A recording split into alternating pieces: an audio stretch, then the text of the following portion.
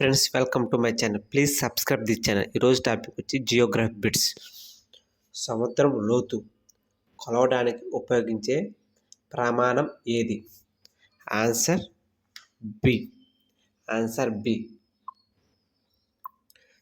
సమాన సముద్రం లోతు ఉన్న ప్రాంతాలను కలుపుతూ గీసిన రేఖలను ఏమని పిలుస్తారు? Answer C.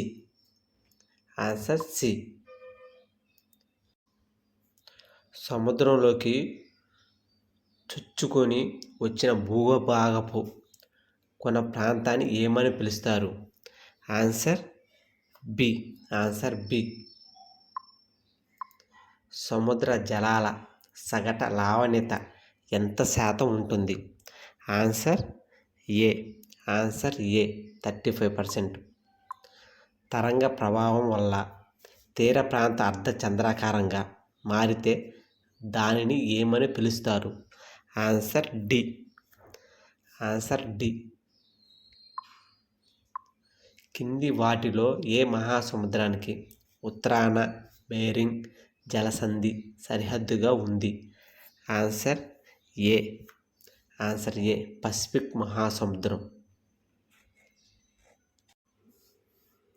ప్రిన్స్ ఎడ్వర్డ్స్ రిచ్ ఏ మహాసముద్రంలో ఉంది? ఆన్సర్ ఏ. హిందూ మహాసముద్రం. ప్రశాంత మహాసముద్రం అని ఏ మహాసముద్రాన్ని పిలుస్తారు? Answer D. పసిఫిక్ మహాసముద్రం. ఒక లావణ్యత ఉన్న ప్రదేశాలను కలుపుతూ గీసిన రేఖలను ఏమని పిలుస్తారు? Answer C. Isohalines. Answer C. సముద్రపు ఏ భాగంలో చేపలు లాంటి జలచరజీవులు ఎక్కువగా పెరుగుతాయి? Answer A. ఖండ తీరపు అంచు. ఆన్సర్ ఏ.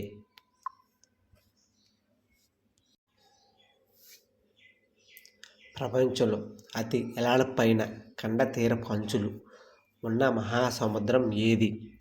Answer D. అంటార్కిటిక్ మహాసముద్రం. Answer D. సోమాలియా శీతల ప్రవాహం ఏ మహాసముద్రంలో భాగం? Answer C. హిందూ మహాసముద్రం. Answer C. కలహరి ఎడారి ఏర్పడటానికి కారణమైన శీతల సముద్ర ప్రవాహం ఏది? Answer D. Benguela. Answer D. చంద్రుడు సూర్యుని ఆకర్షణ నిష్పత్తి ఎంత? Answer B. 11.5. Answer B. ఒక పాటుకు మధ్య సమయం వ్యత్యాసం ఎంత? Answer C. 6 గంటల 13 నిమిషాలు. ఒక ప్రదేశంలో వర్షపాతం పెరిగే కొద్దీ ఆ ప్రాంత సముద్ర లావణ్యత ఏమవుతుంది?